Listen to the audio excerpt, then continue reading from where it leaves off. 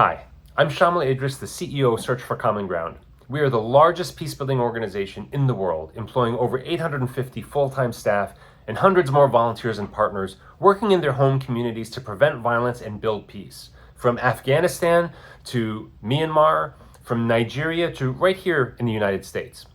Why are we so focused on conflict? Because how we deal with conflict is the number one question that will determine whether the human race survives, let alone thrives. If you doubt what I'm saying, consider this. In the 50 years after World War II, levels of violent conflict globally dropped to the lowest levels in recorded history, by far. Over the last 20 years, we've seen those levels of violent conflict increasing. So much so that if you gave $1 to a humanitarian organization 20 years ago, 80 cents of that dollar would have gone to victims of natural disasters. Today, over 80 cents for every dollar will have to go to victims of violent conflict. In fact, the World Bank tells us that by far the number one determinant of all poverty and suffering in the world today is violent conflict. And even here in the United States, where we're not dealing with a civil war situation, every one of you knows that we're feeling heightened levels of conflict and confrontation, fear and violence than we've seen for decades in this country, if ever before, right? Americans are bombarded with this news of conflict, of destructive conflict, whether it's the polarized and dysfunctional politics at the federal level, all the way down to people being shouted down at school board conversations in local communities, right? And there's a problem with that. We're so bombarded with this narrative in our media, and our news media, and our dramatic media, and our social media feeds, that we've actually come to believe some things that just aren't true. It's study after study has shown that Republicans and Democrats far overestimate the number of people on the other side of the aisle who hold extreme views, and far overestimate just how extreme those views are. And we far underestimate just how much common ground we actually have between us, right?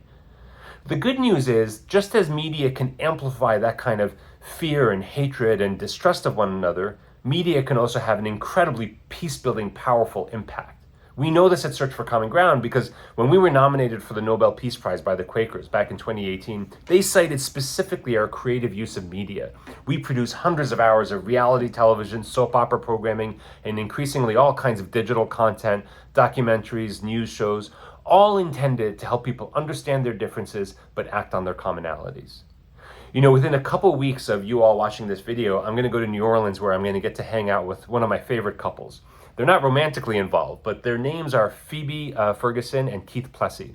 And if the names sound familiar at all, their last names, it's because Plessy Ferguson is one of the most notorious Supreme Court cases in this country's history. It laid the foundation for decades of Jim Crow racial segregation laws in this country. Well, Phoebe and Keith are the descendants of the principals of that original case from the 1890s. Phoebe is the descendant of the judge, the white judge, who ruled against Mr.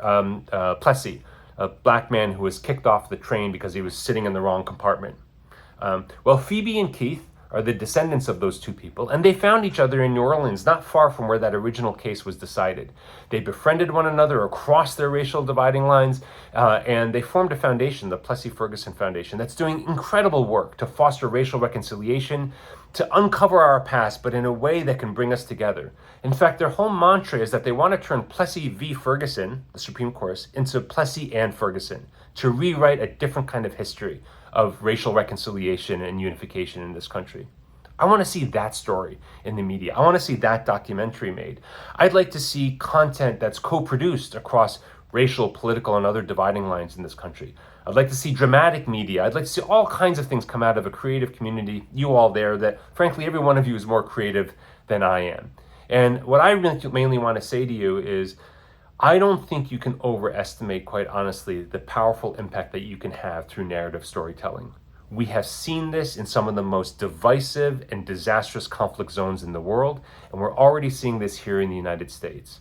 Media can really amplify divisions, fuel fear, and therefore sow the divisions of hatred and even violence.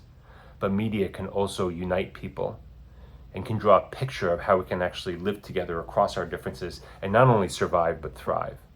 I can't congratulate you enough at Bridge Entertainment Labs for getting launched. I can't congratulate you enough for recruiting somebody like Stephen Olakar to lead this effort. Stephen's a good friend and I respect him like crazy. He's the right person to do this.